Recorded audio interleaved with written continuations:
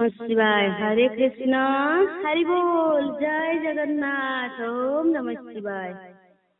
हरे कृष्णा कृष्ण कृष्ण हरे हरे, हरे राम राम राम हरे हरे, हरे कृष्ण कृष्ण कृष्ण हरे हरे, हरे राम राम राम हरे हरे। जगन्नाथ जगन्नाथ जगन्नाथ हरे हरे, बलभद्र मा सुभद्रा, सुदर्शन हरे हरे, जगन्नाथ जगन्नाथ जगन्नाथ हरे हरे, बलभद्र मा सुभद्रा, सुदर्शन हरे हरे।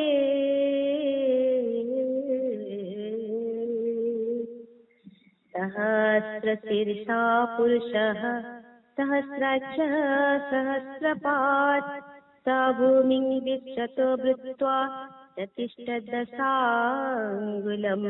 पुरुष एवेदं सर्वं यद्भूतं च भव्यम्, भूतामृतत्वशेषाणो जदन्येनातिरोहति, क्षेत्रपाललोकनाथः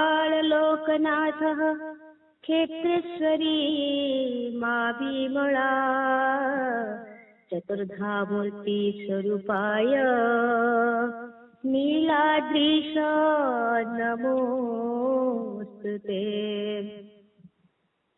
मन्नाथः श्री जगन्नाथ, मद्गुरुः श्री जगद्गुरु,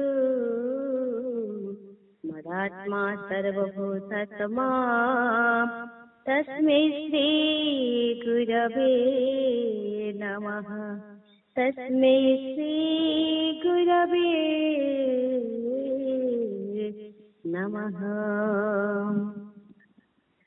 भज निताई गौर राधे श्याम, जप हरे कृष्णा हरे राम, भज निताई गौर राधे श्याम, भज हरे कृष्णा हरे राम। षडभुज मूर्ति धरिकी निताई मूर्छित होई पड़िथिबारु भक्त मानकर चित्तरे बहुत भयजात होईगला। व्याकुलपणरे समस्ते भगवान को इतस्त कहिकी डाकुछंती। रहिथिले सेहि स्थाने जेते भक्त गण स्थाने, जेते भक्त गण, रख कृष्ण करन्ति का स्मरण, प्रभु करन्ति स्मरण। एही समय रे महाप्रभु हुंकार गर्जन कले, तापरे नित्यानंद अंगरे हस्त देकरी तांको कहउछंती, सुन नित्यानंद न कर हे खेद, तुम्बे चित स्थिर कर, सुन संकीर्तन श्रीकृष्णଙ୍କ गुण, जहा लागि अवतार, तुम्भर से प्रेम तुम्भे भक्ति समा, किबा प्रयोजन तुम्भर, तुम्भे भक्ति धन, न करिले दान, नहीं कर अधिकार, उठ हे बहन ताहि निज जन, प्रेम भक्ति दान कर, ତୁମ୍ଭର ଇଚ୍ଛାରେ ଦିଅ ଦ୍ୱାରେ ଦ୍ୱାରେ ଭକ୍ତି ଧନେ ଧନି କର ପ୍ରେମ ଭକ୍ତି ଦାନ କର ଭକ୍ତି ଧନେ ଧନି କର ପ୍ରେମ ଭକ୍ତି ଦାନ କର। ନିତ୍ୟାନନ୍ଦ ଉଠ ସଂକୀର୍ତ୍ତନ କରି ଜୀବକୁ ପ୍ରେମ ଦାନ କର। ତୁମର ପ୍ରେମ ଦାନରେ ଜୀବମାନେ ପୁରା ଉଦ୍ଧାର ହେଉଛନ୍ତି। ତୁମର ସମୁଦାୟ ଭାଷଣ ପୂର୍ଣ୍ଣ ହେଇଯାଉଛି। ଯାହାକୁ ଇଚ୍ଛା ପ୍ରେମ ମଧ୍ୟ ତାହାକୁ ତୁମେ ବିତରଣ କରିପାରିବ। ଚେତା ପାଇ ନିତ୍ୟାନନ୍ଦ କରନ୍ତି କୀର୍ତ୍ତନ କୃଷ୍ଣ କରନ୍ତି କୀର୍ତ୍ତନ ମହାନଦୀ ବହେ ଦୁଇ କମଳ ନୟନ ଦୁଇ କମଳ ନୟନ ସମସ୍ତଙ୍କ ପ୍ରତି ପ୍ରଭୁ ବୋଲିଲେ ବଚନ ପ୍ରଭୁ ବୋଲିଲେ ବଚନ ପୂର୍ଣ୍ଣ ହେଲା ବ୍ୟାସ ପୂଜା କର ହେ କୀର୍ତ୍ତନ ଏବେ କର ହେ କୀର୍ତ୍ତନ ପାଇଣ ପ୍ରଭୁର ଆଜ୍ଞା ସର୍ବେ ଆନନ୍ଦିତ ହେଲେ ସର୍ବେ ଆନନ୍ଦିତ ସରିগে ଉଠିଲା କୃଷ୍ଣ ଧ୍ୱନି ଆନନ୍ଦିତ କୃଷ୍ଣ ଧ୍ୱନି ଆଚମ୍ବିତ नाचे गौरांग निताई नाचे गौरांग निताई आनंदर सीमा रहिला नाही नाचे गौरांग निताई ताहार बाह्य ज्ञान नाही महामत दुई भाई आनंदर सीमा रहिला नाही नाचे गौरांग निताई निताई निताई कहते निताई को परदिन निज गृह को नहीं गले जाई माता को डाकुछंती माँ ए माँ सुनुछ कि माँ तुमर आउ गोटे पुत्र मोर बड़ भाई को आनी तुमर विश्वरूप बोली जानी पारियो तो सच्ची निताई मुख को चाहि देखुछंती ठीक जेपरी विश्वरूप सच्ची जेते बेले छळ छळ नयन रे निताई के पचारछंती बापरे निमाई कहछि तू मोर पुत्र एई कथा सत निताई कहछन हाँ माँ मु तुमर विश्वरूप सची माँ कहले बापा बापा कहिकी कोल को नेकी मस्तक हस्त बुलाई कांदिबाकु लागले मो बापटा मो धनटा मो गेल बसरटा सची माँ कहछंती मोर निमाई सहाय होनथिला आउ एथर तो भाई को तू जत्न रक्षण वेक्षण करे आज मो निमाई सकाशे दुख दुर्भावना सब दूर हो गला पितृहीन बालक जे निमाई मोहर संसार रे बहु दुख भुंजे मो कुमार रे अतिहीनी मान भाई कारण थिबारु कांदे रात्रि दिन रे अतिहीनी मान हाथे नहीं जाए पोथी विद्या पढ़िबाकु द्वारे बसी चाही तार आसीबा पथकु रे गृह दिसे शून्य आसिले निमाई धन होई जाए पूर्ण रे गृह दिसे शून्य आहा करिबाकु जणे मो पुरे नाही धन्य हेली आजी तोह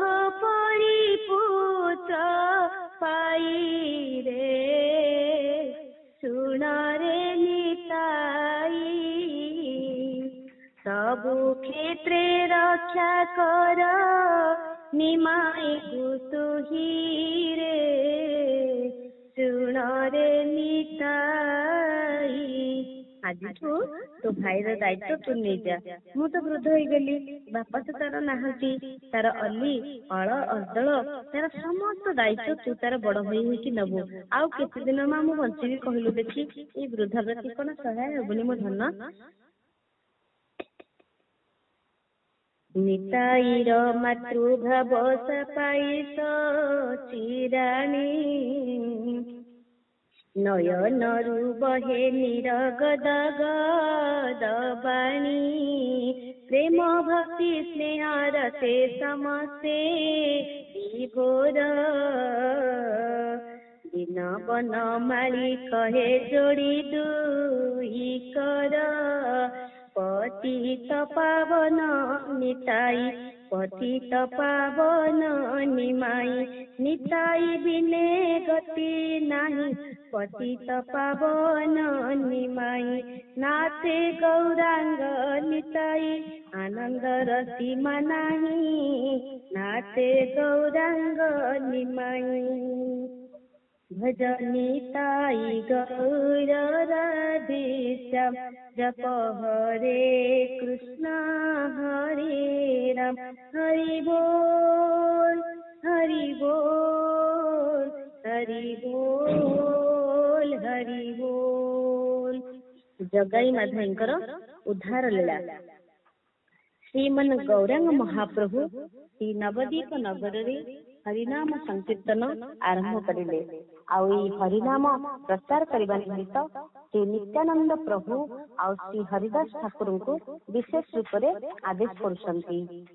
ନଦିଆ ନଗରେ ପ୍ରତି ଘରେ ଘରେ କୃଷ୍ଣ ନାମ ଜାତି ଦେବ କିଏ ବା ପଣ୍ଡିତ କିଏ ଅପଣ୍ଡିତ ଭେଦ ଭାବ ନ ରଖିବ କିଏ ଅବା ମୂର୍ଖ କିବା ନୀଚ ଲୋକ କିଏ ସାଧୁ କିଏ ଅସାଧୁ କିବା ବ୍ରାହ୍ମଣକୁ କିବା ଚଣ୍ଡାଳକୁ ଉଦ୍ଧାର ଏ ଭବ ମଧ୍ୟ କଳିକାଳେ ସର୍ପ ବଡ଼ ତାର ଦର୍ପ ଯିବେ ଦନ୍ତୀ କରେ ଦଗ୍ଧ ସେ ବିଷ ଝଡ଼ିବ ତାପ ଦୂର ହେବ ଦେଲେ କୃଷ୍ଣ ନାମ ଗଦ।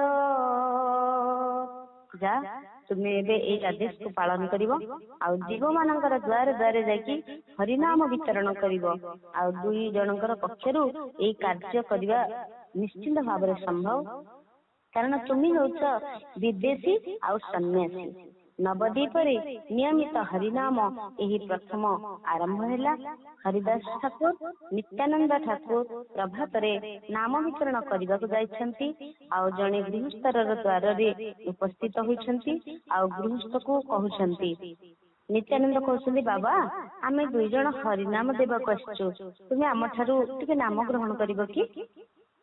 ଭଜ ରାଧେ କୃଷ୍ଣ ଗୋପାଳ କୃଷ୍ଣ କୃଷ୍ଣ କୃଷ୍ଣ କୁହ ମୁଖେ ଭଜ ରାଧା କୃଷ୍ଣ ଗୋପାଳ କୃଷ୍ଣ କୃଷ୍ଣ କୃଷ୍ଣ କୁହ ମୁଖେ ଦୁଃଖ ନ ରହିବ ଅଭାବ ମେଣ୍ଟିବ ନାମ ନ ରହିବ ଅଭାବ ମେଣ୍ଟିବ ସଂସାରେ ରହିବୁ ସୁଖେ ଭଜ ରାଧା କୃଷ୍ଣ ଗୋପାଳ କୃଷ୍ଣ କୃଷ୍ଣ କୃଷ୍ଣ କୁହ ମୁଖେ କୃଷ୍ଣ କୃଷ୍ଣ କୁହ ମୁଖେ ହରି ଦିନ ବନ୍ଧୁ ଚିର ଦିନ ବନ୍ଧୁ ନ ଭୁଲ ଭାଇ ତାହାଙ୍କୁ ସ୍ଥିର କରି ମନ ଭଜ ତାଙ୍କ ନାମ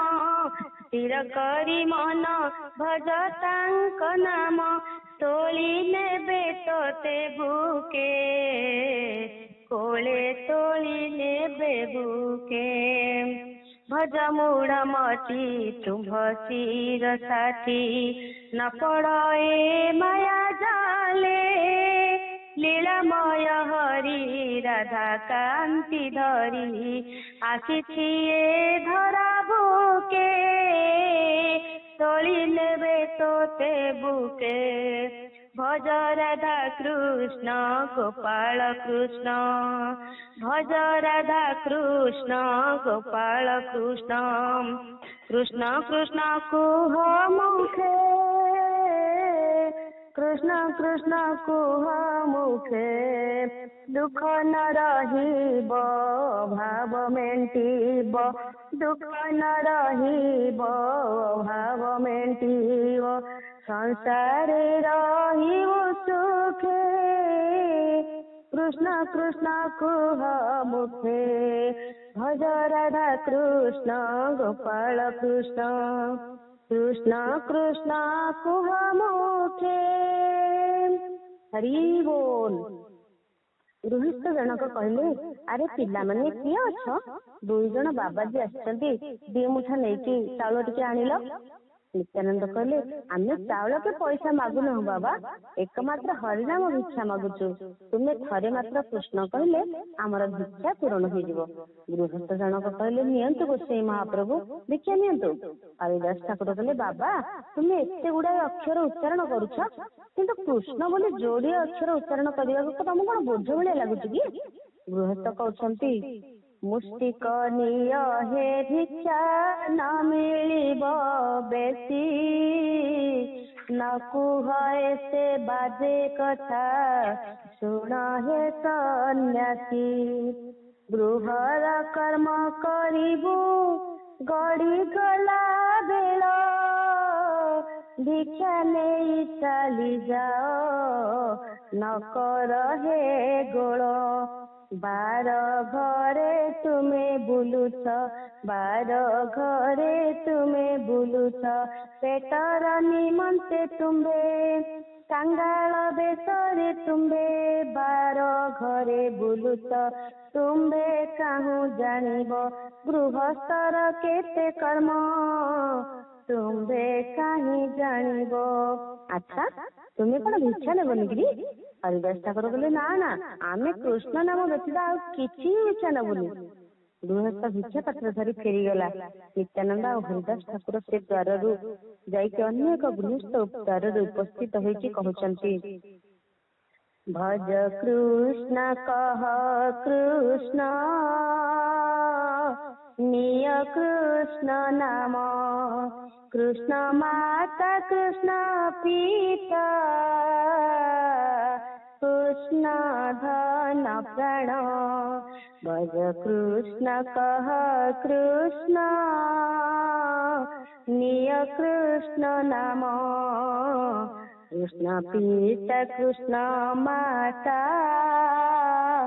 কৃষ্ণ ধন প্রাণ তুম লাগে কৃষ্ণ আসি হেলে অবতার ସେହି କୃଷ୍ଣ ଭଜ ସର୍ବେ ଛାଡ଼ି ଅନାଚାର ତୁମ ଲାଗି କୃଷ୍ଣ ଆସି ହେଲେ ଅବତାର ସେହି କୃଷ୍ଣ ଭଜ ସର୍ବେ ଛାଡ଼ ଅନାଚାର কৃষ্ণ কৃষ্ণ ভজ ভাই কৃষ্ণ কৃষ্ণ ভজ ভাই কৃষ্ণ বিনে আন গতি নাহি কৃষ্ণ কৃষ্ণ ভজ ভাই কৃষ্ণ মাতা কৃষ্ণ পিতা কৃষ্ণ জগতর কর্তা কৃষ্ণ মাতা কৃষ্ণ পিতা কৃষ্ণ জগতর কর্তা কৃষ্ণ বিনা জগতরে নাহি পরিত্রাণ ସେହି କୃଷ୍ଣ ଭଜ ପଥ କୃଷ୍ଣର ଶରଣ କୃଷ୍ଣ ବିନା ଜଗତରେ ନାହିଁ ପରିତ୍ରାଣ ସେହି କୃଷ୍ଣ ଭଜ ପଥ କୃଷ୍ଣର ଶରଣ। ବାବା ତୁମେ ସେଇ ପରମ ପିତା ଶ୍ରୀକୃଷ୍ଣଙ୍କୁ ଭଜନ କର। ଗୃହସ୍ଥ କହିଲେ ତୁମେ ସେ ଆଜି କଥା ନ କହିକି ଝୁଲା ଦେଖେଇ ଦିଅ, ଚାଉଳ ଦଉଛୁ ନେଇକି ଯାଅ, ବାବାସ କରିବାକୁ ଆମକୁ ସମୟ ନାହିଁ, ଆମର କେତେ କାମ ପଡିଛି। ଗୃହସ୍ଥ ଧର୍ମ କଣ ଜାଣିଛ? ଜଣେ ଭିକାରୀ ସନ୍ନ୍ୟାସୀ ଆସିଛ, ଜଣେ ବିଦେଶୀ ଆସିଛ, ତମେ କହୁଛ କୃଷ୍ଣ ନିଅ। କୃଷ୍ଣ କଣ ଆଳୁ ନା ବାଇଗଣ? ଭିକ୍ଷା ନେଇକି ତୁମେ ରାସ୍ତାରେ ତୁମେ ବେଗି ଯାଅ। ଆସ ଭ୍ରାନ୍ତ ଜୀବ ପାରିକେ ହୋଇବ, ଭବ ସିନ୍ଧୁ କୂଳେ ଡାକୁଛି ନାବିକ। ହରିଦାସ ଠାକୁର କହୁଛନ୍ତି ଆଣିଛି ନାଉରି ହରି ନାମ ତରି, ବିନା ମୂଲ୍ୟେ ପାରି করে ভব লোক। আস ভ্রান্ত জীব পারিকে হইব, ভব সিন্ধু কূলে ডাকুছি নাবিক। আনিছি নাউরি হরি নাম তরি, বিনা মূল্যে পারি করে ভব লোক। ভব সিন্ধু তীরে নিরন্তর ঘুরে, দুই বাহু তলি ডাকে উচ্চস্বরে। আস ମୋ କୋଳକୁ ଛାଡ଼ ସଂସାରକୁ, ନ ଲାଗିବ ଆଉ ତିଳେ ଭବ ଦୁଃଖ।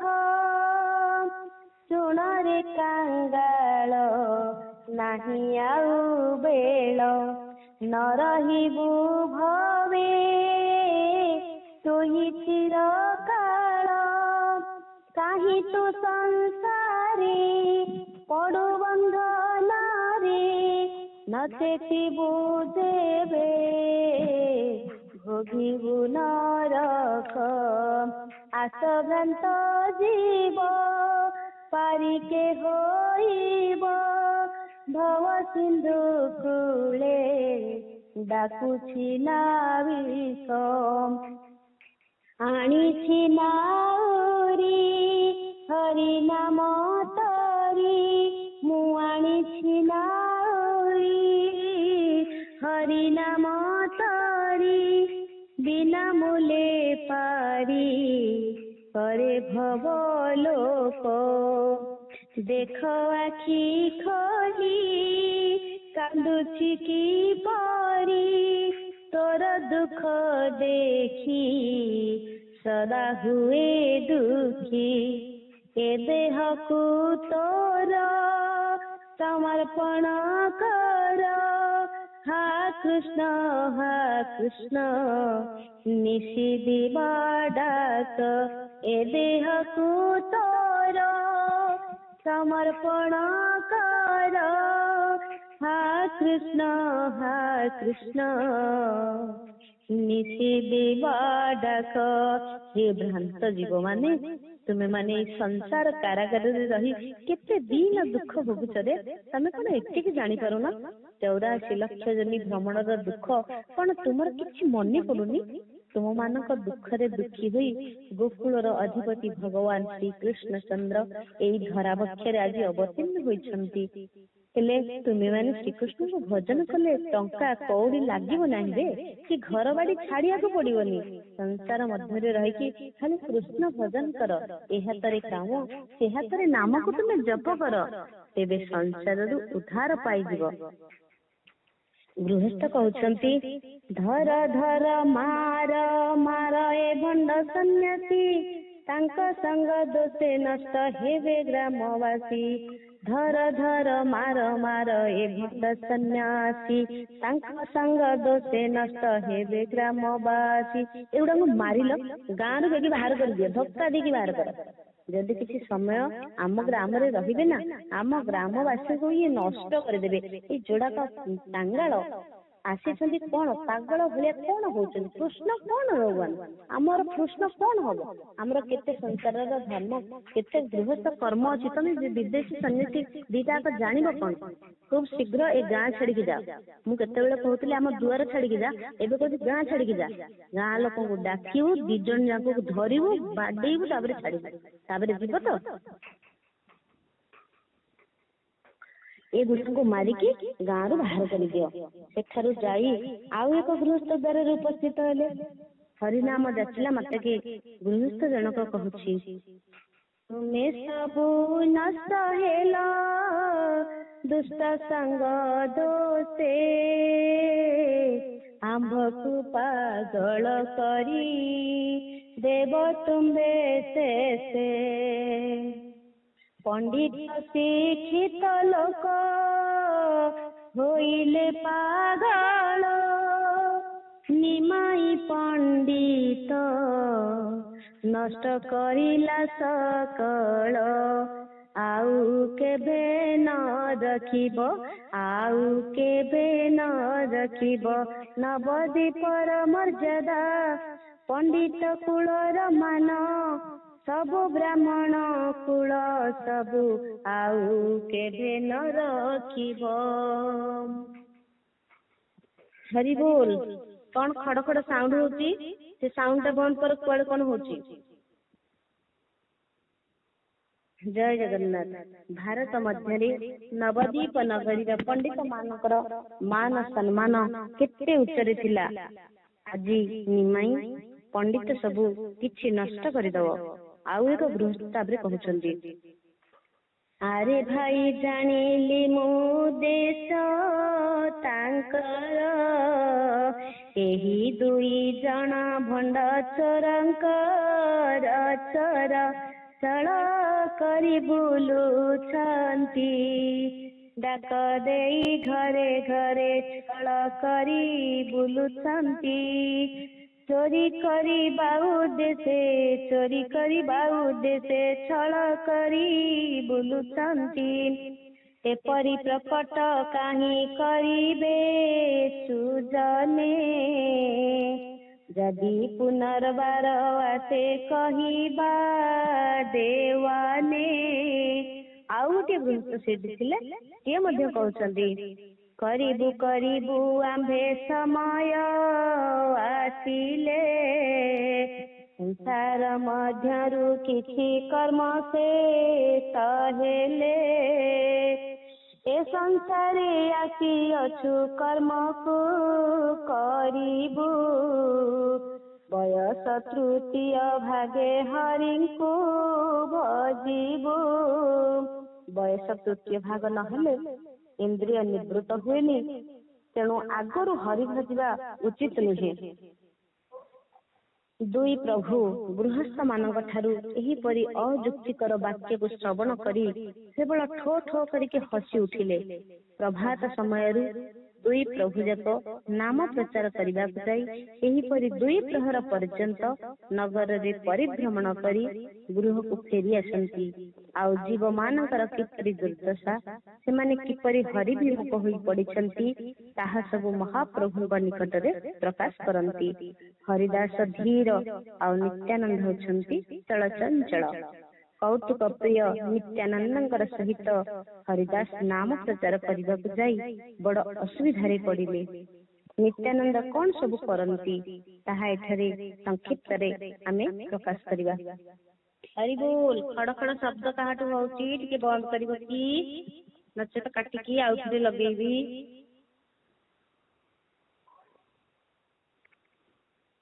ରାମପ୍ରିୟା ଖଡ ଖଡ କରୁଛୁ, ତତେ କାଟିଦେବି ନା ଶୁଣିବୁ?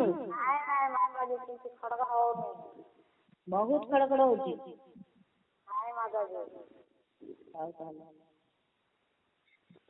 ହରି ବୋଲ।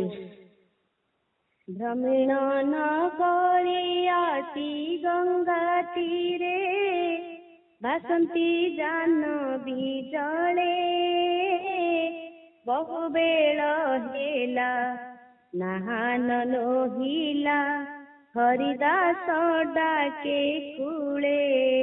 ଶ୍ରୀପାଦ ଉଠି ଶ୍ରୀପାଦ ଉଠ, हरिदास डाके श्रीपाद उठ हेला बहु बेल श्रीपाद उठ दुग्धवती गाभी पथ मध्य देखी सम्बितर दुई पद मुखे देई स्तन दग्ध करे पान मनरे होई आनंद वृषभ देखिले उठे ता पृष्ठरे कहे मुहि आशुतोष लहुणी नबात दिय बेल पत्र हर होइबे संतोष। एहिपरि कौतुक प्रिय नित्यानंद प्रभु पथ मध्य गमन करुवा बेले शुणिबाकु पाइले जे दुई ब्राह्मण कुमारंगर कथा तांकर नाम है जने जगाई और जने माथाई।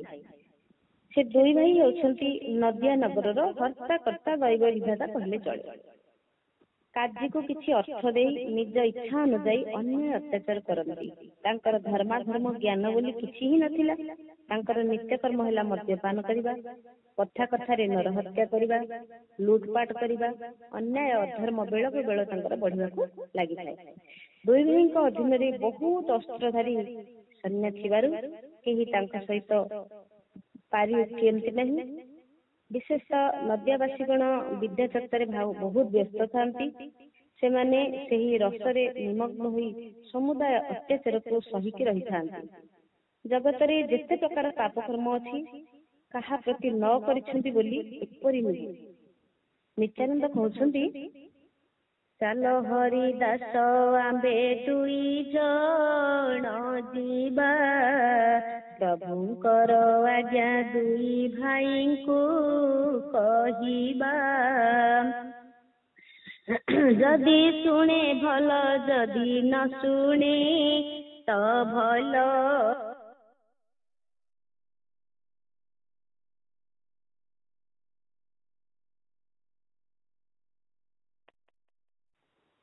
जदि शुणे भल जदि न शुणे तो भल प्रभुंक आदेश आंबे कहिबा सकल। हरिदास कहले हाँ हाँ चलो चलो मोर से किसी आपत्ति नहीं किंतु आमे जीवा से दी भाई जेहेतु ब्राह्मण कुल रे जन्म होइछंती तांकु तांकर मुहरे तांक दर्पण देखिए दबा से कोन करूछंती तांक पाखु चलो टिके जीवा। परामर्श करी दुई प्रभु जाक जाई उपस्थित हेले सेई दुई भाई जगाई माध्यमक सम्मुख रे। नित्यानंद कहउछंती कह कृष्ण भज कृष्ण कृष्ण कर शिक्षा कृष्ण नाम निय भाई एही मोर भिक्षा। कह कृष्ण भज कृष्ण कर कृष्ण शिक्षा कृष्ण नाम निय भाई एही मोर भिक्षा। जगाई माझी आसिले कहले सत्य प्राणरे बोधे तम दीटा भय नहीं धरिबु दीटा ही भंड दीटा चुटी की सब काटी दे कौन से कुआडे आसिचंती। एक कथा सुने कि निताई आ हरिदास ऊर्ध्व श्वास रे दौड़ी की पळेइले। हरिदास स्थूलकाय शरीरटा दौड़ी पारंतिनी। निताई टिके चंचल तेणु हरिदास को टाणी नहीं दूध दुही की दौड़िले। दुई भाई मद्यपान रे एते उन्मत्त थिले जे बेसी दौड़ी पारु नथिले। तांको भी चारिआड अंधार देखा जाउतला। तांको गोड़ हाथ गोटे ठी तांको मन आउ गोटे ठी चल चंचल खाली दुही की धरिबे तांको पिटी पकेइबे बोली कहिकरी आसुछंती। हाथ गोड़ सब बंका टंका पड़ुची बाट देखा जाउनी। ये दी जण दौड़ी दौड़ी पळे आसे। ग्राम लेख देखिकी कहउछंती भंड दीटा को ठीक ही पथरे गमन करुथिबा बेले हरिदास ठाकुर कहउछंती अरे भाई आम जीवन आज रहिगला रे। गाँ लोक समस्त कहउछंती ये सकाळ ठारू आसिकरी ए गाँ टाकू एते अपरिष्कार करिगलेनी कृष्ण निय भंड दीटा को धरि गोटे बांधी दबा दिबे। श्रीपाद तुमे एड़े चंचल तुमको मोर नाही दे बळ श्रीपाद तुमे एड़े चंचल टाणी टाणी मोते कल निर्बल টাଣି টাଣି ମୋତେ କଲ ନିର୍ବଳ, ଶ୍ରୀପାଦ ତୁମେ ଏଡ଼େ ଚଞ୍ଚଳ। ହରିଦାସ ଠାକୁରଙ୍କ କଥା ଶୁଣିକିରି ନିତ୍ୟାନନ୍ଦ ଠାକୁର କହୁଛନ୍ତି କି କାଇଁ ମୋର କଣ ଅପରାଧ ହେଲା ଭାଇ କହିଲ ଦେଖି। ହରିଦାସ ଠାକୁର କହିଲେ ଏଇପରି ମଦ୍ୟପ ନିକଟକୁ ଯିବା ତୁମର କଣ ପ୍ରୟୋଜନ ଥିଲା କହିଲ। ନିତ୍ୟାନନ୍ଦ କହିଲେ କି ତୁମେ ପରାମର୍ଶ ଦେଲେ କୃଷ୍ଣ ନାମ କହିବାକୁ, ପତିତ ଉଦ୍ଧାରିବାକୁ। ତୁମେ ପରାମର୍ଶ ଦେଲ, ତୁମ ଆଗେ କହିଲ, ତୁମେ ଆଗେ କହିଲ, ଦୁଇ ଭାଇଙ୍କୁ ଦେଖି ମୋର ବୁକୁ ଫାଟି ଯାଉଛି ଦେଖି। ଦୁଇ ଭାଇଙ୍କୁ ଦେଖି ମୋର ବୁକୁ ଫାଟି ଯାଉଛି। ସିଏ ଜଗାଇ, ସିଏ ମାଧାଇ, ସିଏ ବ୍ରାହ୍ମଣ କୁଳରେ ଜନ୍ମି, ନାମକୁ ଭୁଲି ମଦ୍ୟକୁ ପିଇ ଜୀବନକୁ ନର୍କ କରିଛି। ନିତ୍ୟାନନ୍ଦ ଠାକୁର କହିଲେ ହଁ ହଁ ମୁଁ କଣ ଅନ୍ୟାୟ କରିଛି ତୁ ଟିକେ କହିଲୁ ହରିଦାସ। ହରିଦାସ କହିଲେ ଆଉ ବିଳମ୍ବ ନ କରିକି ଚାଲ ବେଗି ପଳେଇବା, ମହାପ୍ରଭୁଙ୍କ ନିକଟରେ ଏ ସମସ୍ତ ବିଷୟ ପ୍ରକାଶ କରିବା। ତୁମକୁ ମହାପ୍ରଭୁ ବଡ ଭଲ ବାସନ୍ତି। ତୁମେ ଯାଇକି ପ୍ରଭୁଙ୍କ ଚରଣ ଧରି ଏଇ ଦୁଇ ପାପୀଙ୍କ ଉଦ୍ଧାର ପାଇଁ ଟିକେ ଅନୁରୋଧ କରିବ, ଆଉ ଭଗବାନ ନିଶ୍ଚୟ ତୁମ କଥା ନିଶ୍ଚିତ ଭାବରେ ଶ୍ରବଣ କରିବେ। ନିଶ୍ଚୟ ଉଦ୍ଧାର ହେବେ ଏଇ ଦୁଇ ଗୋଟି ଜୀବ, କୃପା ଦୃଷ୍ଟି ପଡିଲାଣି ନିଶ୍ଚୟ ଉଦ୍ଧାର ହେବ। ତେଣୁ ଏଇ ଦିଟାକ ଜୀବ ଆଉ ମଣିଷ ହେଇକି ନାହାନ୍ତି, ସେ ପଶୁ ହେଇଗଲେଣି। ତେଣୁ ପଶୁ ମାନଙ୍କ ତ ତୁମେ ପୁଣି ସୱାର କରିକିରି ତାଙ୍କୁ କୃଷ୍ଣ ନାମକ ଯୋଉ ହରି ନାମର ଯୋଉ ମହୁ ଟିକେ ଅଛି ତାକୁ ଟିକେ ମାଟି ବେଶିକି ପିଇବା ତ। ଦୁଇ ଭାଇ କୌତୁକ କରି ମହାପ୍ରଭୁଙ୍କ ନିକଟରେ ଯାଇ ଉପସ୍ଥିତ ହେଇଗଲେ। ନିତ୍ୟାନନ୍ଦ କହୁଛନ୍ତି ପ୍ରଭୁ ଆପଣଙ୍କର ଆଦେଶ ଆମେ ପାଳନ କରିବାକୁ ଆଉ ଯିବୁନି। ମହାପ୍ରଭୁ କହିଲେ କାରଣ କଣ?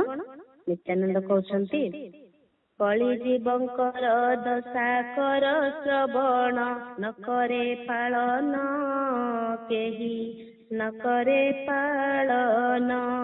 ମିନତି କହିଲେ ନ ଶୁଣେ ନାମ, କେହି ନ କରେ ପାଳନ। ଆମ୍ଭେ ଯାଉ ଯାହା ଦ୍ୱାର, କେହି ନ କରେ ଆଦର। ଲୋକେ କହୁଛନ୍ତି ଏ ଚୋର ହୋଇ ଅଜ୍ଞାନ, ନ କରେ ପାଳନ। ଅଛନ୍ତି ସେ ଦୁଇ ଭାଇ ନାମ ଜଗାଇ ମାଧାଇ, ଅଛନ୍ତି ସେ ଦୁଇ ଭାଇ ନାମ ଜଗାଇ ମାଧାଇ। ମହାପାତ କି ଯେ ସେହି ଜଣେ ଘୃଣ୍ୟ, ନ କରେ ପାଳନ କେହି ନ କରେ ପାଳନ। କଳି ଜୀବଙ୍କର ଦଶା କର ଶ୍ରବଣ। ହେ ପ୍ରଭୁ ଜଗତରେ ସାଧୁଙ୍କୁ ସମସ୍ତେ ହରିନାମ ଦେଇପାରନ୍ତି, କିନ୍ତୁ ସେଇ ଜଗାଇ ମାଧ୍ୟମକୁ ନା ଯଦି କୃଷ୍ଣ ନାମ ଦେଇପାର ତେବେ ତୁମର ମହିମା ଜଗତ ହିଁ ଜାଣିବ। ସମସ୍ତେ ନେଇପାରିବେ, ଭଲ ଲୋକ ତ ଭଲ ହେଇଯିବେ, କିନ୍ତୁ ଯୋଉ ଖରାପ ଲୋକ ଯିଏ ଅନ୍ୟାୟ ଅଧର୍ମ କରୁଛି ତାକୁ ଯେତେବେଳେ ଧର୍ମର ବଳରେ ଶିକୁଳିରେ ବାନ୍ଧିବ, ହରିନାମ ଚରଣାମୃତକୁ ପାନ କରେଇବ, ସେତିକି ବେଳେ ତମ ଜଗତବାସୀ ଜାଣିବ ତୁମେ କେଡେ ସୁନ୍ଦର, ତୁମ ନାମ କେଡେ ସୁନ୍ଦର, ତମେ କେମିତି ପ୍ରଚାର ପ୍ରସାର କରିବ। ସେ ଉଦ୍ଧାର ନହେଲା ପର୍ଯ୍ୟନ୍ତ ତମେ କେବେ ଉଦ୍ଧାର ହୋଇପାରିବନି। ଯୋଉଠି ନାହିଁ ସେଇଠି ହଁ କରିବାକୁ ପଡିବ, ଆଉ ଯୋଉଠି ଅନ୍ୟାୟ ଅଧର୍ମ ସେଇଠି ଧର୍ମର ପ୍ରତିଷ୍ଠା ତମେ କରିବ ନ୍ୟାୟ ମାର୍ଗରେ। ଆଉ ସେଇଟା କେମିତି କରିବ ମୁଁ ଜାଣିବି। ମହାପ୍ରଭୁ କହିଲେ ଶ୍ରୀପାଦ ତୁମେ ଯେତେବେଳେ ତାଙ୍କର ମଙ୍ଗଳ କାମନା କରୁଛ ସେମାନେ ଅବଶ୍ୟ ଉଦ୍ଧାର ହେବେ। ତାଙ୍କର ପାପ କଥା ମନେ ପଡିଗଲେ ମୋର ଅନ୍ତର ଶୁଷ୍କ ହୋଇଯାଏ। ପରକାଳରେ ଯେ ତାଙ୍କର କେତେ ଦୁଃଖ ହେବ ତାହା ମନେ କରିଲେ ମୋର ହୃଦୟ ଚମକି ଉଠେ। ଏପରି କଠିନ ରୋଗର ଏକମାତ୍ର ଔଷଧ ହେଉଛି ହରିନାମରେ। ତା ଶରୀର ଭଳି ଆମର ଗୋଟିଏ ଶରୀର, ତା ମନ ହୃଦୟ ଭଳି ଆମର ଗୋଟିଏ ମନ ହୃଦୟ। ହେଲେ ସେମାନେ କରୁଛନ୍ତି ପାପ, କିନ୍ତୁ ମୋ ଅନ୍ତର ଶୁଷ୍କ ହେଇଯାଉଛି। ସେମାନେ ତାଙ୍କ ହୃଦୟରେ ଦରଦୀ ହୃଦୟ କିଛି ବି ନାହିଁ, କୋମଳ କଠୋର, କିନ୍ତୁ ମୋ ହୃଦୟରେ ପୁରା ମୋ ପରମ ପ୍ରିୟତମ ଅଛନ୍ତି। ସିଏ କଷ୍ଟ ପାଇଲେ ମତେ ଆହୁରି ଛଟପଟ ଲାଗୁଛି ରେ। ଆଣ ଯାଇ ଯେଉ ସ୍ଥାନେ ଯିବେ ଭକ୍ତ ଗଣ, ନିଶିଣ ସକଳ ଲୋକେ କର ସଂକୀର୍ତ୍ତନ। ସେ ଦୁଇ ଭାଇଙ୍କୁ ଆଜି ହରି ନାମ ଦେବି, ହରି ନାମର ମହିମା ବିଶ୍ୱେ ଦେଖାଇବି। ଆଜ୍ଞା, ଆଉ ବିଳମ୍ବ ନ କରିକି ଯାଅ, ଭକ୍ତମାନଙ୍କୁ ଡାକ, ନଗର କୀର୍ତ୍ତନରେ ଯିବାକୁ ପ୍ରସ୍ତୁତ ହେଇଯାଅ। ହଁ ହଁ, ଭକ୍ତମାନଙ୍କୁ କହିକି ଦବ ଯେ ଆଜି ନଗରରେ ପ୍ରବେଶ କରିବା, ଆଉ ଜଗାଇ ମାଧେଇଙ୍କୁ ହରିନାମ ଦେବା ପାଇଁ ତାଙ୍କ ନିକଟକୁ ଯିବାକୁ ହେବ। ଆଜ୍ଞା ପାଇକି ମହାପ୍ରଭୁଙ୍କର ଗୃହରେ ବହୁତ ଭକ୍ତ ଆସି ଉପସ୍ଥିତ ହେଇଗଲେ। କିଏ ଖୋଳ ଧରିଲା, କିଏ କରତାଳ, କିଏ ଶଙ୍ଖ, କିଏ ଭେରି, କିଏ ତୁରୀ, କିଏ ସବୁ ଚରଣରେ ନୂପୁର ବାନ୍ଧି ପକେଇଲେ। ଅପରାହ୍ନ ସମୟରେ ନଗର କୀର୍ତ୍ତନ କରିବା ପାଇଁ ସେମାନେ ପ୍ରସ୍ତୁତି ଆରମ୍ଭ କଲେ। ସର୍ବାଗ୍ରରେ ଅଛନ୍ତି ଶ୍ରୀ ନିତ୍ୟାନନ୍ଦ ଠାକୁର, ଶ୍ରୀ ଅଦ୍ୱୈତ, ଶ୍ରୀ ବାସ, ଶ୍ରୀ ଗଦାଧର ପଣ୍ଡିତ, ମୁରାରୀ ପଣ୍ଡିତ, ମୁକୁନ୍ଦ ପଣ୍ଡିତ ଏବଂ ନରହରି ପ୍ରଭୃତି। ଏ ହେଉଛନ୍ତି 6 ଜଣ ଷଡ଼ଗୋସ୍ୱାମୀ। ନିତ୍ୟାନନ୍ଦ, ଅଦ୍ୱୈତ, ଶ୍ରୀବାସ 3, ଶ୍ରୀ ଗଦାଧର, ମୁରାରୀ, ମୁକୁନ୍ଦ 6, ନରହରି। ସେ ସମୟରେ ଜଗାଇ ମାଧାଇଙ୍କର ଅବସ୍ଥା କେମିତି ଥିଲା ଜାଣିଛନ୍ତି? ନିଜ ଘରେ ଶୋଇ ଜଗାଇ ମାଧାଇ ମଦେ ହୋଇ ମତୁଆଳ, ହୋଇଲେ ଅଜ୍ଞାନ ନାହିଁ ବାହ୍ୟ ଜ୍ଞାନ, ଜୀବନେ ମଦ ସମ୍ବଳ, ମଦେ ହୋଇ ମତୁଆଳ। ସେହି ପଥ ଦେଇ ଗୌରାଙ୍ଗ ନିତାଇ ସଂକୀର୍ତ୍ତନ କରି ଯାଏ, ସଂକୀର୍ତ୍ତନ କରି ଯାଏ।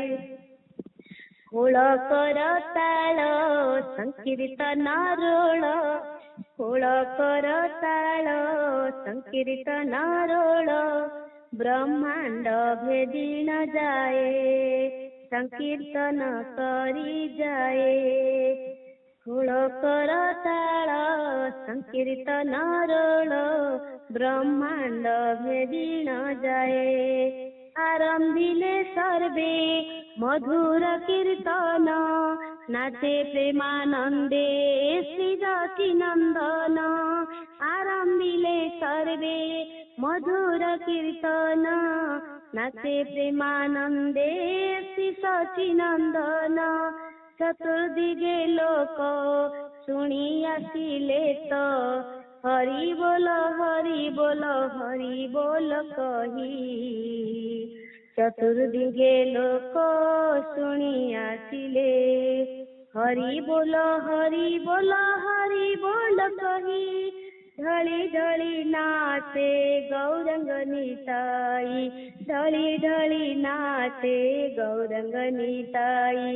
हरि बोल हरि बोल हरि बोल कही, हरि बोल हरि बोल हरि बोल कही। नाच प्रेमानंदे श्री सचि नंदन, आरंभिले सर्वे मधुर कीर्तन। हरे कृष्ण कृष्ण कृष्ण हरे हरे, हरे राम राम राम हरे हरे। हरे कृष्ण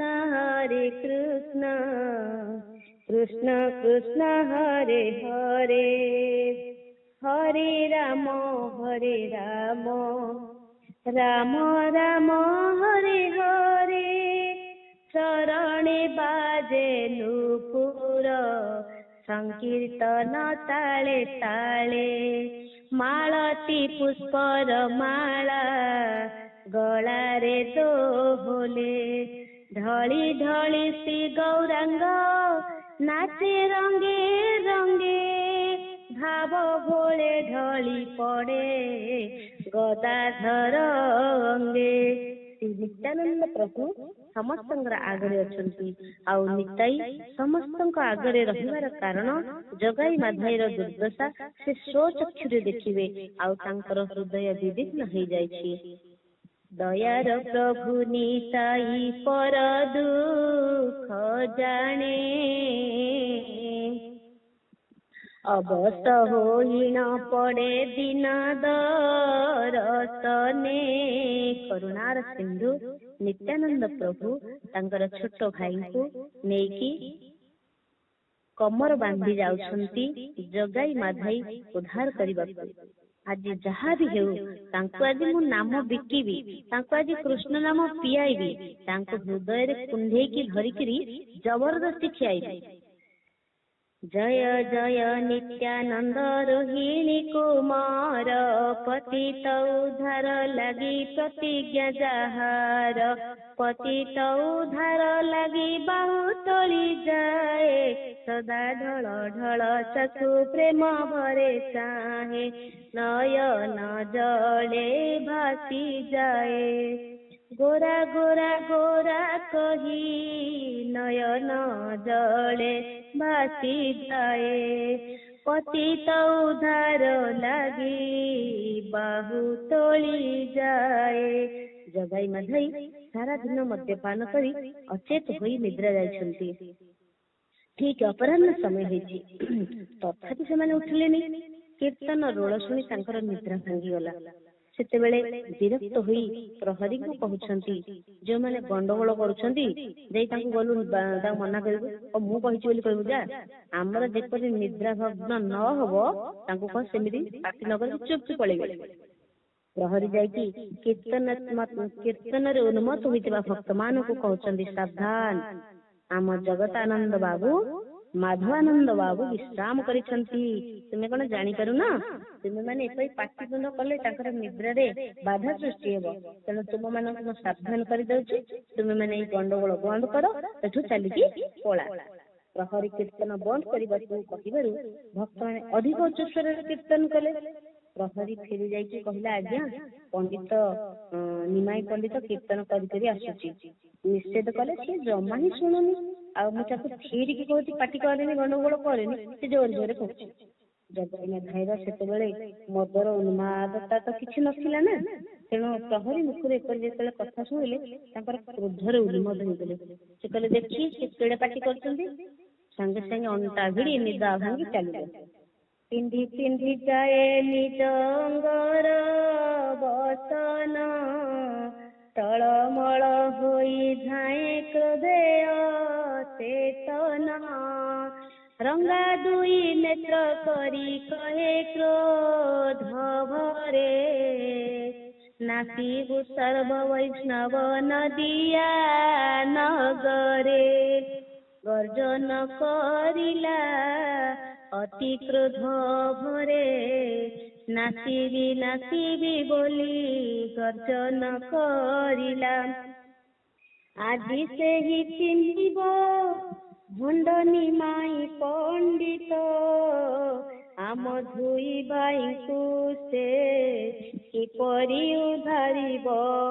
ଜଗାଇ ମାଧାଇକୁ ଆଜି ପ୍ରଭୁ ଯେ ଚିହ୍ନିବେ, ଖଣ୍ଡ ଖଣ୍ଡ କରି ତାର ମାଂସକୁ କାଟିବୁ, ସ୍ୱାନ ଶୃଗାଳଙ୍କ ମୁଖେ ପକାଇ ନ ଦେବୁ।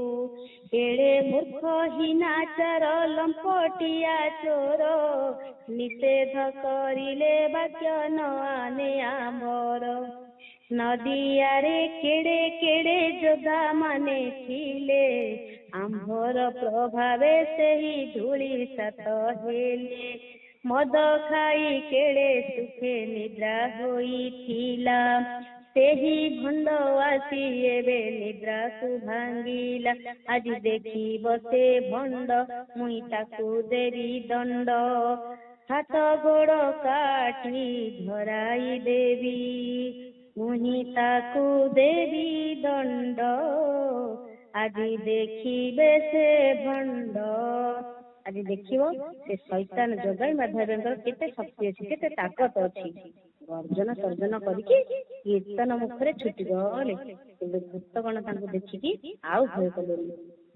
ଗୋପ ମୂର୍ତ୍ତି ଧରି ଦେବେ ଦୁଇ ଭାଇ ଗଲେ, ବାହୁ ତୋଳି ଭକ୍ତଗଣ ହରି ହରି ବୋଲେ। କିନ୍ତୁ ଏଥିରେ ଜଗାଇ ମାଧବଙ୍କର ମନ କୋମଳ ହେଲାନି, ବରଂ କ୍ରୋଧ ତାଙ୍କର 2 ଗୁଣା ବଢିଗଲା। हरि नाम दुई भाई न पारंती सही बेगे धाउछंती भक्त मारिबार पाई। निताई समस्त आग को चलीगले। तेणु जगाई माधवी सम्मुखें प्रथम पड़िले जगाई माधवी सामने नित्यानंद महाप्रभु। जगाई माधवी यही क्रोधरे अचेतन होई आसिबा देखि नित्यानंद प्रभुंकर भय कि क्रोध किछि भी पड़िलानि, फरक किछि भी पड़ुनी, केवल से देखुछंती से दुई जनकर तांकर हृदय विभिन्न हो जाउछि। प्रभु ताहांकर दुर्दशा देखि अश्रु वर्षण करबा लागिले। मते लागिला ए शरीर ठारू प्राण चली जाउछि कि तांकर आखि छल छल हो जाउछि। तांको कुंडई पकेइबा पई प्रयास करूछंती। दीन दयाद चित श्री नित्यानंद राम चाहिले अश्रु नेत्र रे होई सकरुण नेत्रु अश्रुधार बहे पतित दुर्गति देखी पतित बंधु नित्यानंदर नेत्रु अश्रुधार बहे आस आस भाई कोल कुमर दुही पाहु प्रसारी कहे गिर आस आस भाई कोल कुमर। दुई भाई देखले तांकर सही परिचित सन्यासी तांका प्रति चाहि करुण दृष्टि रोदन करुछंती। ताहा देखि तांकर मन नरम होला नहीं, बरं क्रोध अधिक बढ़िगला। से करुण चक्षु देखि पापी न तरले देखि पापी न तरले क्रोध हरे दुई भाई सम्मुखे रहिले पुनि सम्मुखे रहिले। निताई दुई भाई को देखिकी जानिले जे माधाई अपेक्षा जगाई टिके नागु भल। तेणु कांदी कांदी कहउछंती हे जगाई तुम हरिबोल कहीदेले, तुम्हें हरिबोल कही मत किनिय। ए कथा शुणी जगाईर मन सामान्य स्पर्श कला, स्तब्ध होगला, सम्मुखें रहिला। किंतु माधाईर हृदय जगाई अपेक्षा 100 गुण कठोर। माधाईर मन दबिला नहीं, तार क्रोध अधिक बढ़ीगला। से चल चंचल होगला। सेतेबेले क्रोधरे किछि न पाई एक मद कलसी धरिकी आनि आसिला। मद घट नेई से जे फिंगी देला कोपे आघात लागिला जाई निताई मस्तके फुटिला खपरासी रे रक्त पड़े धार गौरांग बोली निताई डाके बारंबार बही जाए रक्त धार कलसी बाजी मस्त करू बही जाए रक्त धार। आनंद रे नृत्य करी गौर गौर बोली निताई आनंद रे नृत्य करे रक्त पड़े धार धार नृत्य करुछि बिहार कृष्ण नाम निय कृष्ण नाम भज होई बुद्धार पार। काहींकि नित्यानंद नृत्य करुछंती तार कारण हिला नित्या सेतेबेले भाबिले जे एमानक पई आ भावना नहीं, एमाने निश्चय उद्धार हेबे। ए आनंद रे निताई गौर गौर कही नृत्य करुछंती। माधाई क्रोधरे अंध हो जाइछि। हरे मारी तृप्ति हेलानी। से पुनर्बार गोटे खंड कलसी को नहीं गला मारिबाकू। एई समय रे जगाई तार हाथ धरी कहती हाँ हाँ थाउ थाउ तू कौन करुछु कहलु? विदेशी सन्यासी को मारिकी पौरुष कौन कर कहलु? आमर लाभ कौन हम? तू कौन एतिकी किछि बुझी पारुनु, एतिकी जानी पारुनु? नित्यानंद कहउछंती मारुछ कलसी मार सहज मु करुछि तुम्भर दुर्गति देखी सही न पारुछि मारुअछ मार तुम्भे किछि क्षति नहीं सुमधुर हरि नाम मुखे कुह भाई मोर भाई सुमधुर हरि नाम ମୁଖେ କୁହ ଭାଇ, ମାରିଲ ବୋଲି ମଜ ଘଟକୁ, ନ ଦେବି କି ମୁହିଁ ପ୍ରେମ ଧନକୁ, ମାରିଲ ବୋଲି ମଜ ଘଟକୁ, ମାରିଛ ମାର ଆଉ ବି ମାର, ମାରିଛ ମାର ଆଉ ବି ମାର, ଆହେ ଜଗାଇ ଆହେ ମାଧାଇ, ମାରିଛ ମାର ଆଉ ବି ମାର। ରକ୍ତାକ୍ତ ହେଇଛି ଶରୀର କିନ୍ତୁ ରକ୍ତାକ୍ତ ନାହିଁ, ସେ କେବଳ ତାଙ୍କର ହୃଦୟ ଦ୍ରବୀଭୂତ ହୋଇଛି। ତମର କି ଦୁର୍ଦ୍ଦଶା, କେତେ କଷ୍ଟ ପାଇବ। ତାଙ୍କର ଭବିଷ୍ୟତକୁ ସେ ଜଳ ଜଳ କରିକି ଦେଖୁଛନ୍ତି, ହୃଦୟ କମ୍ପି ଉଠୁଛି।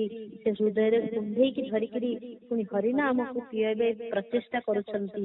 ସେ କହୁଛନ୍ତି ଥରେ ମାରିଛ ତ, ଆଉ ଥରେ ହେଇ ଖଣ୍ଡ କଳସୀଟା ପିଟି ଦିଅ, ମନଟା ଶାନ୍ତ ହେଇଯାଉ, କିନ୍ତୁ ଥରୁଟିଏ ହରିନାମ କହିଦିଅ, ଥରୁଟିଏ ମୋ ପ୍ରାଣଧନର ନାଁଟାକୁ ନେଇଯା।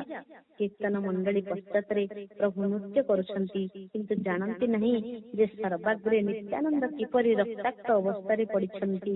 ଜଣେ ଭକ୍ତ ଛୁଟି ଯାଇ ମହାପ୍ରଭୁଙ୍କୁ ଖବର ଦେଲା। ଭକ୍ତ କହୁଛି, ପ୍ରଭୁ ମାଧାଇ ମଦ ଭାଣ୍ଡ ଧରିକିରି ନିତ୍ୟାନନ୍ଦଙ୍କ ମସ୍ତକରେ ଏମିତି ଆଘାତ କରିଛି ଯେ ତାଙ୍କ ମସ୍ତକରୁ ଧାର ଧାର ରକ୍ତ ଛୁଟୁଛି। ମହାପ୍ରଭୁ କହିଲେ, କଣ କହୁଛ, ମୋର ନିତ୍ୟାନନ୍ଦ ମସ୍ତକରେ ରକ୍ତ ଧାର? ମହାପ୍ରଭୁ ଛୁଟି ଆସିକି ଦେଖିବାକୁ ପାଇଲେ କି ନିତାଇର ଅଙ୍ଗେ ରକ୍ତ ପଡେ ଧାର ଧାର, ଦେଖି ଶ୍ରୀ ଗୌରାଙ୍ଗ ନେତୃ ବହିଗଲା ନୀର। ପ୍ରେମ ଭରେ ନିତାଇଙ୍କୁ ପ୍ରଭୁ କୋଳ କଲେ, ନିଜର ବସନ ଦେଇ ରକ୍ତ ପୋଛି ଦେଲେ। ମହାପ୍ରଭୁ ମାଧାଇକୁ କହୁଛନ୍ତି, କାହିଁକି ରେ ମାଧାଇ ତୁ ପ୍ରହାର କରିଲୁ, ମୋର ଭାଇ ନିତାଇକୁ ଏତେ କଷ୍ଟ ଦେଲୁ। କ୍ରୋଧପୂର୍ଣ୍ଣ ନୟନରେ ଦୁଇ ଭାଇଙ୍କୁ ଚାହିଁକି କହିଲେ, ରେ ପାପାତ୍ମା ଗଣ, ପାପ କରି ତୁମର କଣ ସବୁ ହେଇଯାଇଛି କହିଲ? ପାପ ପିପାସାର ଶାନ୍ତି ହେଲାନି? ପାପ କରିକି ତୁମର ବିଶ୍ରାମ ଇଚ୍ଛା ହେଲା ନାହିଁ ରେ? ଚିରଦିନ ଘୋର ପାପରେ ରହି ଅଦ୍ୟ ଶ୍ରୀ ନିତ୍ୟାନନ୍ଦକୁ ଆଘାତ କରି ତୁମ ପାପ ବ୍ରତ କଣ ପ୍ରତିଷ୍ଠା କରିପାରିବ କି? ରେ ପାପାତ୍ମା ଗଣ, ନିତ୍ୟାନନ୍ଦ ତୁମର କଣ କ୍ଷତି କରିଥିଲା ଯେ ତୁମେ ତାକୁ ମାରିଲ କହିଲ ଦେଖି? ବିଦେଶୀ ସନ୍ନ୍ୟାସୀକୁ ମାରିବାକୁ ତୁମର ଟିକେ ବି ଦୟା ହେଲାନି? ତୁମ ହୃଦୟ ବୋଲି କଣ କିଛି ନାହିଁ ରେ? ତୁମେ କଣ ନିହୃଦୟ ହେଇଗଲ, ନିଷ୍ଠୁର ହେଇଗଲ ପାପାତ୍ମା? ତୁମର ଯଦି ମାରିବାକୁ ଇଚ୍ଛା ଥିଲା ତେବେ ମତେ ମାରିଲ ନାହିଁ କାହିଁକି? ଏବେ ମାର, ମୁଁ ଦେଖିବି। ତୁମର ଆଉ ଏ ଭୁବନର ପରମ ବନ୍ଧୁ ଅକ୍ରୋଧ ଅଭିମାନ ଶୂନ୍ୟ ନିତ୍ୟାନନ୍ଦକୁ ଆଘାତ କରି ଆଜି ତୁମେ ତୁମର ପାପର ଘଟକୁ ପୂର୍ଣ୍ଣ କରିଦେଲ ନା? ବର୍ତ୍ତମାନ ତୁମର ଏ ଦଣ୍ଡ ଗ୍ରହଣ କର। ଯେପରି ନରହତ୍ୟାକାରୀ ବ୍ୟକ୍ତି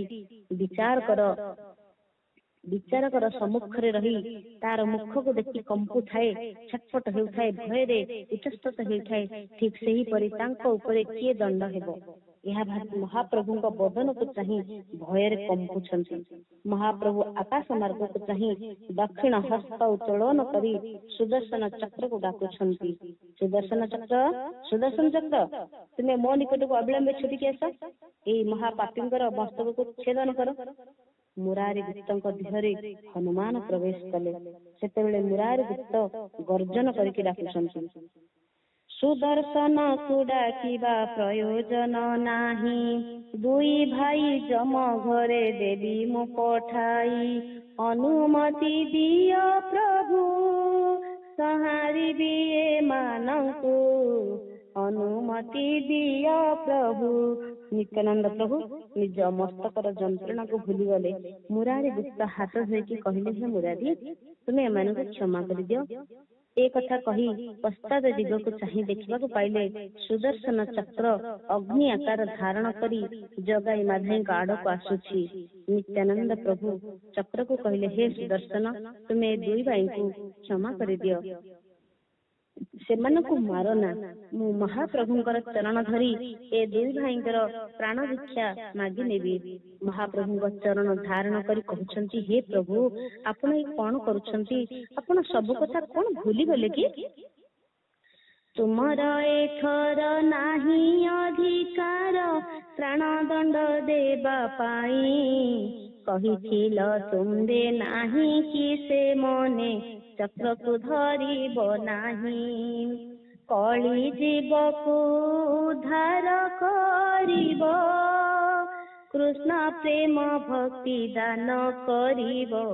କଳି ଜୀବକୁ ଉଦ୍ଧାର କରିବ, ଅଶେଷ କରୁଣା ବଳେ ନାମ ତୁମ ଦିଅ ହେଳେ। କୃଷ୍ଣ ନାମ ନେଇ ଜଳେ ହୋଇବେ ପୁଣ୍ୟାତ୍ମା। ଯିଏ ଦୁଷ୍ଟ ତାଙ୍କୁ ଯଦି ବଦ୍ଧ କର ତେବେ ଉଦ୍ଧାର କାହାକୁ କରିବ ପ୍ରଭୁ? ଏଇ ଦୁଇ ପ୍ରାଣୀକୁ ମତେ ଭିକ୍ଷା ଦିଅ, ମୁଁ ଏଇ ଦୁଇ ଜୀବ ନେଇ ତୁମର ଦୀନବନ୍ଧୁ ପତିତ ପାବନ ପ୍ରଭୃତି ନାମର ଗାରିମାକୁ ରକ୍ଷା କରିବି। କିନ୍ତୁ ଏଥିରେ ପ୍ରଭୁଙ୍କର ମନ କୋମଳ ହେଲାନି। ତେଣୁ ନିତାଇ ମହାପ୍ରଭୁଙ୍କର ମନ କଠିନ ଦେଖି ପୁନର୍ବାର କହୁଛନ୍ତି, ମାରିଲା ମସ୍ତକ ଲାଗିଲା ଘାତ, ସାମାନ୍ୟ ସେ କିଛି ନୁହେଁ। ଜଗାଇ ମାଧାଇ ଭୟକୁ ଦେଖାଇ ମାରିବା ଉଦ୍ଦେଶ୍ୟ ନୁହେଁ। ସତ୍ୟ ବଚନ କହୁଛି ମୁହିଁ, ଏ ବିନ୍ଦୁ ବ୍ୟଥା ନ୍ୟସକେ ନାହିଁ। ସତ୍ୟ ବଚନ କହୁଛି ମୁହିଁ, ଏକ ବିନ୍ଦୁ ବ୍ୟଥା ମସ୍ତକେ ନାହିଁ। ସତ୍ୟ ବଚନ କହୁଛି ମୁହିଁ। ପ୍ରଭୁ ଆପଣ ମାୟା ଛାଡ଼ନ୍ତୁ। ଆପଣ ବର୍ତ୍ତମାନ ଯାହା ସବୁ କରୁଛନ୍ତି ଏ ସବୁର ଉଦ୍ଦେଶ୍ୟ ମୋର ଗୌରବର ବୃଦ୍ଧି ଆଉ ମାନ ରକ୍ଷା କରିବା। କିନ୍ତୁ ମୋର ମାନ ଛାରଖାର ହେଉ ପଛେ ତୁମର ଅଭୟ ପାଦ ପଦ୍ମରେ ଏଇ ଦୁଇ ମହାଦୁଃଖୀ ଜୀବଙ୍କୁ ସ୍ଥାନ ଦିଅ। ଜଗାଇ ମାଧାଇ ଦୁଇ ଭାଇଙ୍କ ନୟନ ସ୍ଥିର ଭାବରେ ମହାପ୍ରଭୁଙ୍କ ନୟନ ଆଡ଼କୁ ରହିଛି। ସେମାନେ ଦେଖୁଛନ୍ତି ପ୍ରଭୁ ରୁଦ୍ର ଅବତାର ଧାରଣ କରିଛନ୍ତି ଯେ ମୁଖରେ ତାଙ୍କର କରୁଣାର ଚିହ୍ନ ମାତ୍ର ନାହିଁ। ଏହା ଦେଖି ସାମାନ୍ୟ ଜଡ଼ ପରି ହୋଇଗଲେଣି। ନିତ୍ୟାନନ୍ଦ ପ୍ରଭୁ ଦେଖିଲେ ଯେ ମହାପ୍ରଭୁ କୋମଳ ହେଲେ ନାହିଁ। ସେତେବେଳେ ନିରୁପାୟ ହୋଇ କହୁଛନ୍ତି, ହେ ପ୍ରଭୁ, ଜଗାଇ ଯେ ମୋର ପ୍ରାଣ ରକ୍ଷା କରିଛି। ମହାପ୍ରଭୁ ଚାହିଁକି ପଡ଼ି କହିଲେ, କଣ କହିଲ ଶ୍ରୀପାଦ? ଜଗାଇ ତୁମର ପ୍ରାଣ ରକ୍ଷା କରିଛି? ନିତ୍ୟାନନ୍ଦ କହୁଛନ୍ତି, ଦ୍ୱିତୀୟ ବାର ମାଧାଇ ଭଗ୍ନ ଘଟ ଧରି ମାରନ୍ତେ ଜଗାଇ ତାକୁ ରଖେ ହସ୍ତ ଧରି। ତିରସ୍କାର କରି ତାକୁ ଧରିଲା କରିଛି, ଥାଉ ଥାଉ ମାର ନାଶେ ବିଦେଶୀ ସନ୍ୟାସୀ। ସେଥିଲାଗି ମାଧାଇ ମତେ ଆଉ ମାରି ପାରିଲେ ନାହିଁ। ମତେ କେତେ ଦୟା କଲା ଜାଣିଛ ନା? ଜଣେ ବାଡଉଛି କିନ୍ତୁ ଆଉ ଜଣେ ଛଡେଇବା ପାଇଁ କେତେ ଚେଷ୍ଟା କଲା। ତୁମେ ତାଙ୍କ ଆଖିରେ କରୁଣା କିଛି ଦେଖିପାରୁନ? ତୁମ ହୃଦୟରେ କଣ ଦୟା ବୋଲି କିଛି ଆସୁନି? ପ୍ରଭୁ ତାକୁ କଣ ଉଦ୍ଧାର କରିବନି? ମହାପ୍ରଭୁ କହିଲେ, ତୁମେ କଣ କହୁଛ ଶ୍ରୀପାଦ? ଏଇ ଜଗାଇ ମାଧାଇର ହାତ ଧରି ତୁମକୁ ବଞ୍ଚାଇଛି। ଆରେ ଜଗାଇ, ତୁ ମୋ ନିତ୍ୟାନନ୍ଦର ପ୍ରାଣ ରକ୍ଷା କରିଛୁ, ତେବେ ତ ମୁଁ ତୋର ହେଲି ନା। ତୋତେ ପ୍ରସାଦ ମୁଁ ପ୍ରଦାନ କରିବି। ଏଇ କଥା କହିକି ମହାପ୍ରଭୁ ସର୍ବ ସମ୍ମୁଖରେ ସେହି ଅସ୍ପୃଶ୍ୟ ପାମର ଶତ ଶତ ନର ନାରୀକୁ ହତ୍ୟା କରି ଅଧମ ଜୀବକୁ ହୃଦୟରେ ଗାଢ ରୂପରେ ଆଲିଙ୍ଗନ କରିଦେଲେ। ଜଗାଇ ସେତେବେଳେ କଣ କହିବାକୁ ଯାଉଥିଲା, କିନ୍ତୁ କଥା ଆଉ ପାଟିରୁ ଫିଟୁନି। ଶରୀରରେ ତାର କୋଉ ଗତି ହଉଛି ସେ ଜାଣିପାରୁନି। ତାର ମନ କୁଆଡେ ଚାଲି ଯାଇଛି ସେ ଆଉ ଜାଣିପାରୁନି। ସଙ୍ଗେ ସଙ୍ଗେ ଛିନ୍ନ ମୂଳ ବୃକ୍ଷ ପରି ମୃତ୍ତିକାରେ ଅଚେତ ହୋଇ ପଡିଲା। ସତ୍ୟବା ତାର ଗଛର ମୂଳକୁ କି ଉଚ୍ଛେଦ କରିଦଉଛି। ତାର ଅହଙ୍କାରର ମୂଳ ସମ୍ପୂର୍ଣ୍ଣ ଭାବରେ ବିଚ୍ଛିନ୍ନ ହେଇଯାଇଛି। ଦଣ୍ଡବତ ପ୍ରଣାମ ସ୍ୱରୂପ ଭଗବାନଙ୍କର ପାଦ ତଳେ ସେ ପଡିଯାଉଛି। ମାଧାଇର ଏ ସବୁ ଘଟଣା ଦେଖୁଛି। ପ୍ରଭୁଙ୍କର ରୁଦ୍ର ମୂର୍ତ୍ତି ଦେଖିଲା। ଜଗାଇକୁ କରୁଣା କରିବା ମଧ୍ୟ ଥିଲା। ଦେଖିଲା ତାର ସେହି ସମୁଦାୟ ପାପ କର୍ମର ଅର୍ଦ୍ଧଭାଗୀ ଭ୍ରାତା ନିମାଇ ପଣ୍ଡିତଙ୍କର ଦକ୍ଷିଣ ପଦ ହୃଦୟରେ ଧାରଣ କରି ଧୂଳିରେ ଲୁଣ୍ଠିତ ହେଉଛି, ଆଉ ମଧ୍ୟ ଅଶ୍ରୁ ଜଳରେ ପଦଧୌତ କରୁଛି। ସେତେବେଳେ ମାଧାଇ ସଙ୍ଗେ ସଙ୍ଗେ ମହାପ୍ରଭୁଙ୍କ ପାଦ ତଳେ ଢଳି ପଡିଲା। ଏଇ ସମୟରେ ମହାପ୍ରଭୁ ଦୁଇ ପଦ ପଶ୍ଚାତକୁ ହଟିଗଲେ, ଆଉ ହଟି ଯାଇକି କହୁଛନ୍ତି,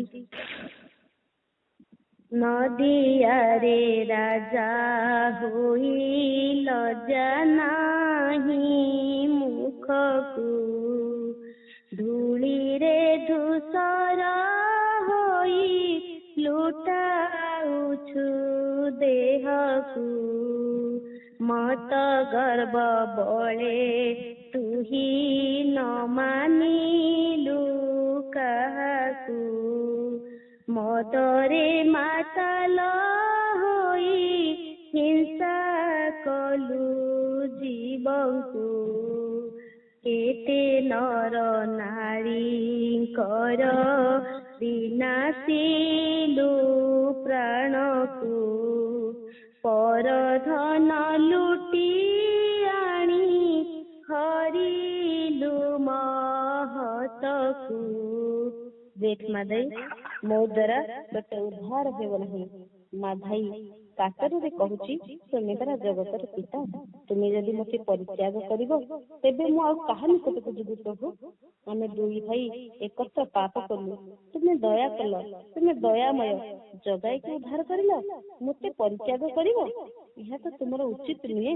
प्रभु कौन एमती कुटकपट करपारती एमती कौन करपारती ताकू तो कर ना मत क्या उद्धार करनी।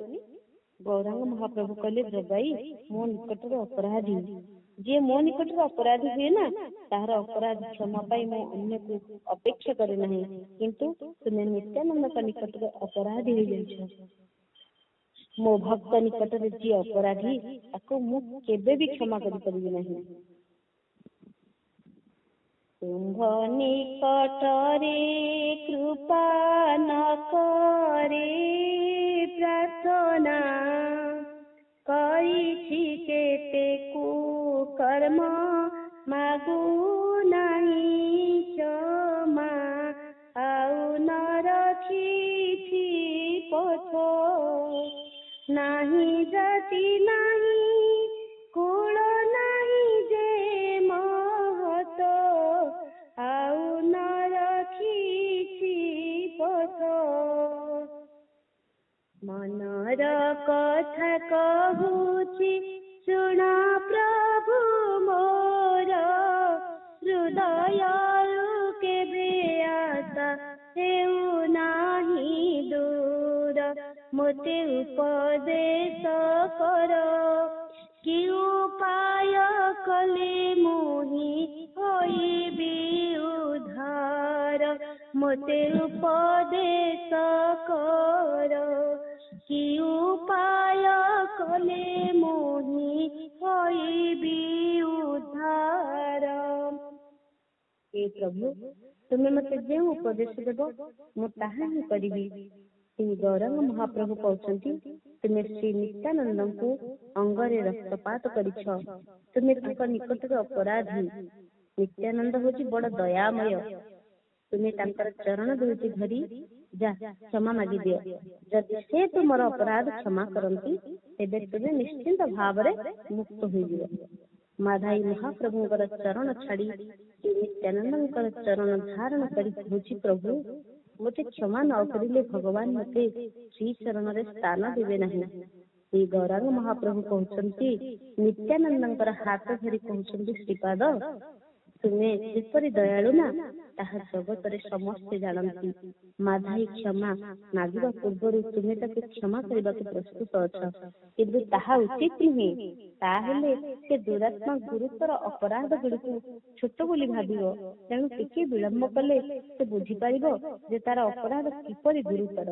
तुम्हें ताको चरणाश्रय देई जगत को देखै दियो जे साधु मानकर पापीक प्रति किपरि दया ए दया भाव को टिके तुम्हें हृदय धारण कर। तुम्हार महिमा प्रभु बुझी के पारिब प्रभु बुझी के पारिब वृक्ष द्वारा कृपा कर से तुम स्वभाव प्रभु बुझी के पारिब क्यों जन्मे थीब जदि मोहर सुकृत प्रभु मोहर सुकृत सबु बेली माघाई को सुन हे निश्चित जदि मोहर सुकृत तार जेते अपराध मोर ठारे नाही प्रभु मोर ठारे नाही माया छाड़ कृपा कर तुम्हर माधाई कर तुम्हर माधाई सेतेबेले पद लुंठित नित्यानंद माधाई को कहले रे निरुपोध से कृपामय तोते आगे कृपा करछन्ति देखि पारुनु तू छार तो निमित्त श्री भगवान मो निकटरे अनुनय विनय करुछन्ति आसरे माधाई हरि बोल कही नाची नाची मोर कोलकु आसरे माधाई हरि बोल कही नाची नाची मोर कोलकु देते तोर पाप समर्पणे बाप भय न करिबु कालकु आउ केते दिन भोगिब दुख होई तुमे भाई हरि विमुख आउ केते दिन भोगिब दुख आखि खोली थरे से रूप देख आउ केते दिन भोगिब दुख होई तुमे भाई हरि विमुख रहिछन्ति प्रभु तोर सम्मुख आखि खोली थरे से रूप देख आसिछन्ति प्रभु छाड़ी गोलोक आखि खोली थरे से रूप देख होई तुमे भाई हरि विमुख। यही कथा कही नित्यानंद प्रभु माधाई को उठाई कोलाग्रत कले किंतु आलिंगन करबा मात्रे माधाई जगाई पार्श्वरे अचेतन हो पड़िला नयनरु अल्प अल्प अश्रु पड़ुଥାଏ दुई भाई चेताशून्य होई पड़ी रहिले भक्त माने दुई भाई को घेरी कीर्तन करबाकू आरंभ करदेले हरि बोल हरि बोल हरि बोल हरि बोल भाई हरि नाम बिने आउ अन्य गति नाही हरि बोल हरि बोल हरि बोल भाई हरि नाम बिने आउ अन्य गति नाही हरि नाम जाति देले गौरांग निताई हरि नामे तरी जीवे जगाई माधाई हरि बोल हरि बोल हरि बोल भाई हरि बोल निताई गौरांग बोल हरि बोल हरि बोल हरि बोल हरि बोल निताई गौरांग हरि हरि बोल हरि बोल हरि बोल निताई गौरांग हरि हरि बोल। सेतेबेले सेही स्थान रे बहु संख्यारे जनमंडली उपस्थित होई गले आसिकरी कि भक्त कि अभक्त समस्ते आश्चर्य होई से घटना को दर्शन करुछंती जगाई माधाई को से स्थान रे छाड़ी महाप्रभु तांकर पार्षद मानक नै गृह को फेरी आसुछंती भक्त माने क्लांति दूर करबा निमंते कि किंदा उपरे कि अगणा मध्य बसिकी घटुवा घटना गुड़िक चिंता करि पकाउछंती क्रमे संध्या ହେଲା एई समय रे बाहर दरजा निकट रे कि डाकुची प्रभु प्रभु डाका सुनी महाप्रभु जानी पारिले जे जगाई माधाई डाकुछंती महाप्रभु कहिले सुन हे मुरारियाण तांकु धरी डाके जगाई माधाई कृष्ण कृपा हेला मोती बदलिला पूर्व भाव किछि नाही जाओ मुरारी नेइया सहे जगाई माधाई डाकंती द्वारे जाओ मुरारी नेइया सहे दुई भाई कंठ स्वर सुहे जाओ मुरारी नेइया सहे जगाई माधाई डाकंती द्वारे मुरारी जाई दुई भाई को कोल करके नहीं आसिले दुई भाई आसिकी अगणा मध्य मूर्छित हो पड़ुछंती महाप्रभु नित्यानंद को आदेश कले ए दुई भाई को नहीं गंगा कूले जाओ ତାହାଙ୍କ କର୍ଣ୍ଣରେ ତୁମେ ହରି ନାମ ଦିଅ। ଯାଅ ସୁବାଦ, ତୁମେ ଦୁଇ ଭାଇଙ୍କୁ ଜାହ୍ନବ କୂଳକୁ ନେଇଯାଅ। ପ୍ରଭୁ ଭକ୍ତମାନେ କିପରି ଭାବରେ ଜଗାଇ ମାଧବଙ୍କୁ ନେଉଛନ୍ତି, ଯେପରିକି ମୃତ ବ୍ୟକ୍ତିଙ୍କୁ ନିଅନ୍ତି, ସେହିପରି ତାଙ୍କୁ ଧରାଧରି କରି ଗଙ୍ଗା କୂଳରେ ନେଇକି ଶୁଆଇ ଦେଲେ। ସେତେବେଳେ ନଦିଆ ଟଳମଳ ସମସ୍ତେ ଜଗାଇ ମାଧବଙ୍କର କଥା ଶୁଣି ସେଇ ଦିଗକୁ ଛୁଟିଲେ। ଯେପରି ଅନିଷ୍ଟକାରୀ ବ୍ୟାଘ୍ର ମରିଗଲେ କି ଧରା ପଡିଗଲେ ଲୋକେ ଏକତ୍ର ହୋଇଯାଆନ୍ତି, ସେହିପରି ଆଜି ଜଗାଇ ମାଧାଇ ଧରା ପଡିଛନ୍ତି।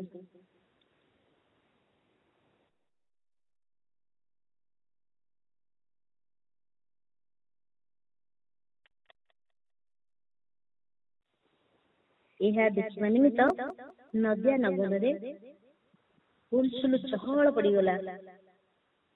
ଶ୍ରୀ ଗୌରାଙ୍ଗ ମହାପ୍ରଭୁ ଗମ୍ଭୀର ସ୍ୱରରେ କହିଲେ, ଯେପରିକି ସମସ୍ତେ ଶୁଣିପାରିବେ। ଦୁଇ ଭାଇ ତୁମ ହସେ କଲି ସମର୍ପଣ, ତୁମ୍ଭେ ତାଙ୍କୁ ନିତ୍ୟାନନ୍ଦ ଦିଅ ହରି ନାମ। ସ୍ନାନ କରାଅ ତାଙ୍କୁ ଗଙ୍ଗା ଜଳେ ନେଇ, ଅନାଦି କାଳର ପାପ ସବୁ ଯାଉ ଧୋଇ। ନିତ୍ୟାନନ୍ଦ ଦୁଇ ଭାଇଙ୍କୁ କହୁଛନ୍ତି, ଜଗାଇ ମାଧାଇ ଆସ ଯିବା ସୁରଧୁନୀତିରେ, କୃଷ୍ଣ ନାମ ଦେବି ଆଜି ବାନ୍ଧିବି ପ୍ରେମର ଜୁରେ।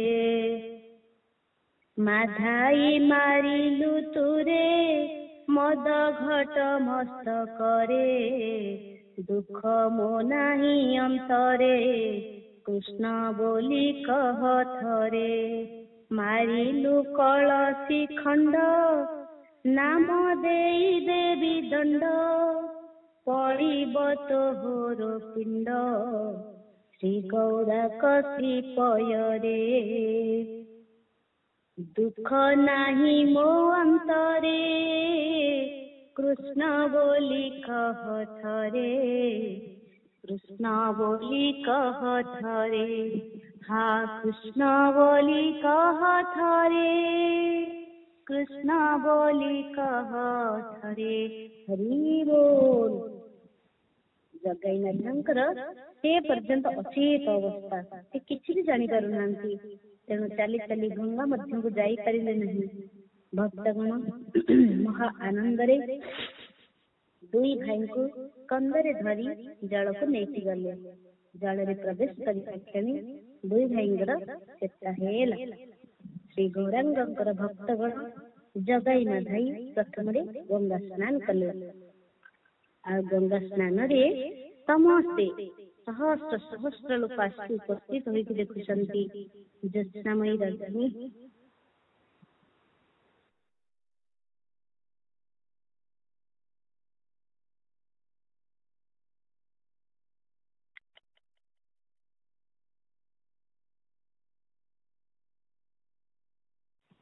ହରି ବୋଲ। ଏଇ ଗଙ୍ଗା କୂଳରେ ଗଙ୍ଗା ସ୍ନାନ କରୁଛନ୍ତି।